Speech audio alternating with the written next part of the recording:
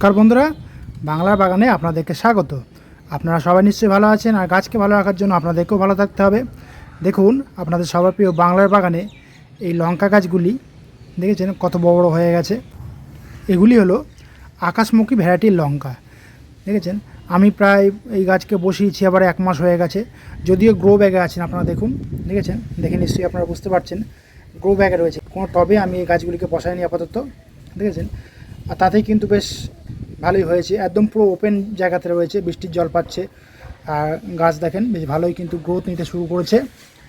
আর দেখেন, আপনাদেরকে আমি দেখাচ্ছি, দেখেছেন ফুলও কিন্তু চলে এসেছে অলরেডি। প্রত্যেকটা গাছেই কিন্তু কুড়ি চলে এসেছে। এই দেখেন, এই পাশের যে লঙ্কা গাছটি, সেই লঙ্কা গাছে কুড়ি এসেছে, এবং মিডিলে যে লঙ্কা গাছটি রয়েছে সেই গাছেও কিন্তু কুড়ি চলে এসেছে অলরেডি। তো আমি যখন এই গাছগুলিকে নার্সারি থেকে নিয়ে এসেছিলাম, তারপরে বালির মধ্যে আমি ছোট ছোট যে থামপটে আর কি চারাগুলি ছিল সেগুলিকে আমি বসিয়ে রেখেছিলাম। তারপরে ভালোভাবে রুট বলটা তৈরি হয়ে যাওয়ার পরে কিন্তু আমি গ্রো ব্যাগে আমি রোপণ করেছি, কোনো মাটি কোনো টবে আমি দিইনি। তারপরে আমি 1-2 বার মাত্র একটু খোল জল দিয়েছিলাম বর্ষার একটু আগে আগে। আর যেহেতু এখন বৃষ্টি হচ্ছে, আমি কোনো খোল জল দিচ্ছি না। মাটি কিন্তু ভিজে ভিজেই রয়েছে, আপনারা নিশ্চয়ই দেখতে পাচ্ছেন। দেখছেন মাটি কিন্তু বেশ ভালোই ভিজে ভিজে রয়েছে। এখন শুধু আমি একটু ফোলিয়ার স্প্রে খাবার হিসেবে দিচ্ছি। আমি যেহেতু ফুল চলে এসেছে সেহেতু আমি সামান্য একটু পটাশ আমি দিয়েছি, তাতেই আশা করছি ফুলগুলি দাঁড়িয়ে যাবে। যেহেতু বর্ষাকাল চলছে, আমি মাঝে মধ্যে একটু মাকড়ের ওষুধ আমি দিয়েছিলাম, তাতেই কিন্তু গাছগুলি দেখেন ভালোভাবে দাঁড়িয়ে গেছে, এবং আশা করি ভালো বেশ লঙ্কাও পাবো এই গাছ থেকে। তো টাইটেল আর থাম্বনেল দেখে আপনারা নিশ্চয়ই বুঝতে পেরেছেন যে আমি আজ আপনাদের সঙ্গে কী বিষয় নিয়ে আলোচনা করতে চলেছি। তো তাহলে চলুন সে আলোচনার বিষয়ের দিকে তাহলে এবার যাওয়া যাক। তো আপনারা দেখে নিশ্চয়ই বুঝতে পারছেন যে এটা কি গাছ। এই গাছের পাতায় পাতায় রয়েছে কিন্তু লেবুর সুগন্ধ, তাই এর নাম লেমন গ্রাস, বাংলায় বলা হয় লেবু ঘাস। এর বৈজ্ঞানিক নাম সিম্বোপোগন সাইট্রেটাস। সারা বছরই কিন্তু এই লেবু ঘাস চাষ করা যায়। বাড়ির ছাদে, বারান্দায় বা ব্যালকনিতে বা আঙিনাতেও কিন্তু আপনারা এই লেবু ঘাস বা লেমন গ্রাস কিন্তু চাষ করতে পারেন। একবার কিন্তু নার্সারি বা কোনো বাগানি বন্ধুর কাছ থেকে বা বাজার থেকে কিনে নিয়ে এসে যদি আপনারা এই গাছ বসাতে পারেন আপনাদের বাড়িতে, তাহলে কিন্তু সারা বছরই পাবেন এই লেমন গ্রাস।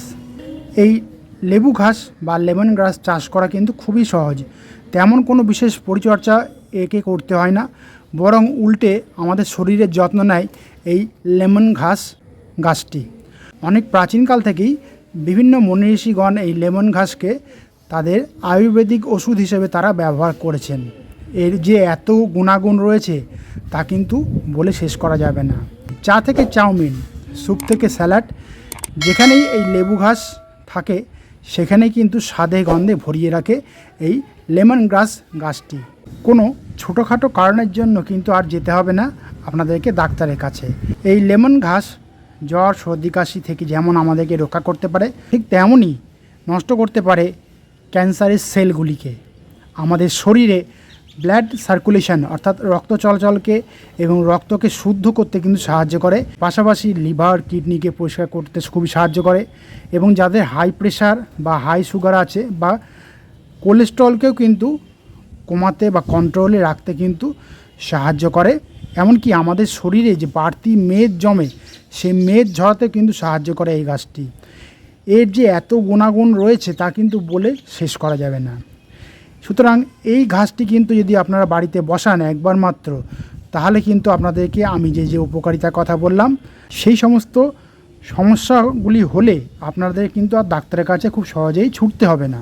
এই গাছ যদি আপনারা বাড়ির বারান্দায় বা জানালায় রাখেন, তাহলে কিন্তু আপনাদের ঘরে মশা থেকে মাছি কোনো কিছু ঢোকার সাহস পাবে না। তাই বলছি, এইরকম একটি হার্বাল প্ল্যান্ট অবশ্যই কিন্তু আপনারা বাড়িতে রাখবেন, অনেক উপকারে আসবে এই হার্বাল প্ল্যান্টটি আপনারা যদি বাড়িতে রাখেন। কারণ জুতো সেলাই থেকে চণ্ডীপাঠ সমস্ত কিছুতেই কিন্তু কাজে লাগে এই লেমন ঘাস গাছটি। তো এবারে বলি, এই লেবু ঘাস গাছটিকে আপনারা বাড়িতে এনে কেমন ধরনের মাটিতে রোপণ করবেন। যে কোনো মাটিতে কিন্তু আপনারা রোপণ করতে পারেন এই লেবু ঘাস জাতীয় গাছটিকে। তবে আমি বলবো এই গাছটি কিন্তু দোআঁশ মাটি খুব পছন্দ করে বেশি। আমি দোআঁশ মাটিতেই কিন্তু এই প্লাস্টিকের বাকেটে কিন্তু আমি রোপণ করেছিলাম। আর দেখেন বেশি দিন সময় লাগেনি, কিন্তু 1 মাসও বয়স হয়নি গাছটিকে আমি নার্সারি থেকে নিয়েছিলাম। আর দেখেন কত বড় হয়ে গেছে গাছটি, দেখেছেন? এই গাছটি কিন্তু একটি কন্দ জাতীয় গাছ। আপনারা জানেন যেহেতু ঘাস গাছ একটি কন্দ জাতীয় গাছ। তো আপনারা সবসময় চেষ্টা করবেন আপনাদের বাড়িতে এই গাছ নিয়ে এসে আপনারা দোআঁশ মাটি তৈরি করে তাতে কিন্তু বসাবেন। আর এবারে আসি, এই গাছটি কেমন জল পছন্দ করে এবং কেমন ধরনের আলোতে আপনারা রাখবেন। দেখুন, সামান্য একটু জল এবং আলো পেলেই কিন্তু ধীরে ধীরে বেড়ে উঠবে এই লেমন গ্রাস গাছটি। সবসময় কিন্তু খেয়াল রাখবেন গাছের গোড়াতে যেন জল না দাঁড়ায় কখনোই, এই কথাটি কিন্তু আপনারা খেয়াল রাখবেন। কারণ যেহেতু বলেছি এটা একটা কন্দ জাতীয় গাছ, গাছের গোড়ায় কিন্তু জল জমলে গাছটি মারাও যেতে পারে। আর সবসময় খেয়াল রাখবেন 4 থেকে 5 ঘন্টা রোদ পেলেই কিন্তু দেখবেন এই গাছটি খুব ধীরে ধীরেই বেড়ে উঠবে। এবারে আসি, এই গাছে কি ধরনের খাবার আমরা প্রয়োগ করব। তো যেহেতু ঘাস জাতীয় গাছ সেহেতু নাইট্রোজেন কিন্তু খুব বেশি পছন্দ করে, কিন্তু যেহেতু এটি একটি হার্বাল প্ল্যান্ট সেহেতু কিন্তু আমরা কোনো রকমের রাসায়নিক সার ইউজ করব না। কারণ আগেই বলেছি, চা থেকে চাউমিন, স্যুপ থেকে স্যালাড, সমস্ত কিছুতেই কিন্তু আমরা ইউজ করতে পারি এই লেমন গ্রাস গাছটিকে। সেই জন্য কোনো রাসায়নিক খাবার কিন্তু আমরা ইউজ করব না। তাহলে এই গাছে কি খাবার দেব? আপনারা মাসে একবার শুধুমাত্র খোল জল দেবেন এবং কলার খোসা ভেজানো জল আপনারা দেবেন। তাহলেই কিন্তু সেই খোল পচা জল এবং কলার খোসা ভেজানো জল থেকেই সমস্ত ধরনের মাইক্রোনিউট্রিয়েন্ট থেকে শুরু করে নাইট্রোজেন, পটাশিয়াম, সমস্ত রকমের তার প্রয়োজনীয় খাবার সে পেয়ে যাবে ওই দুটি খাবার থেকেই। এবারে আসি, এই গাছে কেমন ধরনের কীটনাশক আপনারা প্রয়োগ করবেন। দেখুন, যে গাছ নিজে থেকেই মশা থেকে মাছি এবং বিভিন্ন রকমের কীটপতঙ্গকে দূরে সরিয়ে রাখে, সেই গাছে কি কোনো রকমের কীটনাশক দেওয়ার প্রয়োজন আছে? আপনারা নিজেরাই বলুন।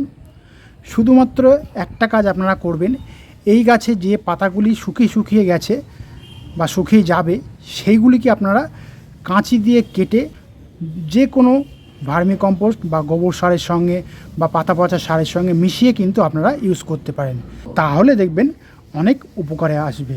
তো এবারে আসি, এই গাছটিকে যখন আপনারা নার্সারি থেকে বা বাজার থেকে কিনবেন তখন কেমনভাবে আপনারা বুঝতে পারবেন যে এটা লেমন ঘাস গাছ। এটা দেখুন, এর একটা কিন্তু সিমটম আছে, সেটা আমি আপনাদেরকে বলছি। আপনারা এই পাতাটিকে ছিঁড়ে নেবেন, ছিঁড়ে নিয়ে হাতের দুই তালুর মধ্যে একটু ঘষে নেবেন বা আঙুলের মাধ্যমে ঘষে নিতে পারেন। নিয়ে আপনারা যেই নাকের কাছে আনবেন দেখবেন একটা সুন্দর একটা সুগন্ধি লেবুর গন্ধ আপনারা পাচ্ছেন।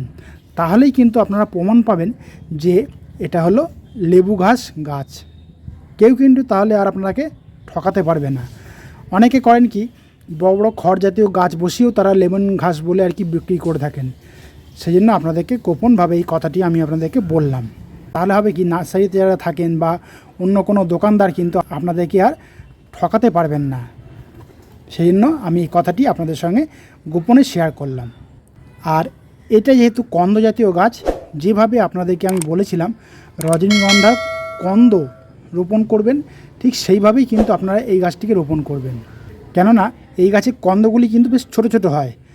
সেই কন্দের একদম উপরিভাগটা মাটির একটু উপরের দিকে রাখবেন এবং শুধুমাত্র কন্দটাকে অর্থাৎ গাছের গোড়াটাকে শুধু মাটির নিচে দিয়ে আপনারা রোপণ করে দেবেন। তাহলে কিন্তু হবে। একদম পুরো যেন এত দূর পর্যন্ত মাটি দিয়ে আপনারা কখনোই রোপণ করবেন না, তাহলে কিন্তু গাছটি মরে যাওয়ার সম্ভাবনা থাকবে। তখন কিন্তু আপনাদের আর দুঃখে শেষ থাকবে না। আর এই গাছ যখন আরও বড় হবে অর্থাৎ বৃদ্ধি পাবে ধীরে ধীরে যখন, তখন এই গাছের গোড়াগুলি তুলে যদি আপনারা অন্য পটে বসিয়ে দেন তাহলেই দেখবেন এই গাছ কিন্তু আর নতুনভাবে জন্ম নেবে। সেই জন্য বলছি, আপনারা যদি এই গাছ একবার নার্সারি থেকে বা বাজার থেকে বা কোনো বাগানি বন্ধুর কাছ থেকে নিয়ে এসে আপনারা আপনাদের বাড়িতে রোপণ করতে পারেন, তাহলে কিন্তু আপনাদেরকে আর কিনতে হবে না এই লেমন গ্রাস গাছটিকে।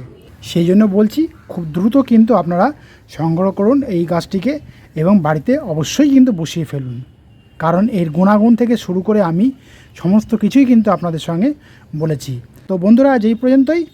আর যদি কোনো কমেন্ট থাকে তাহলে কিন্তু বাংলার বাগানকে জানাতে ভুলবেন না, কারণ বাংলার বাগান সবসময় আপনাদের পাশে ছিল, আছে এবং থাকবে।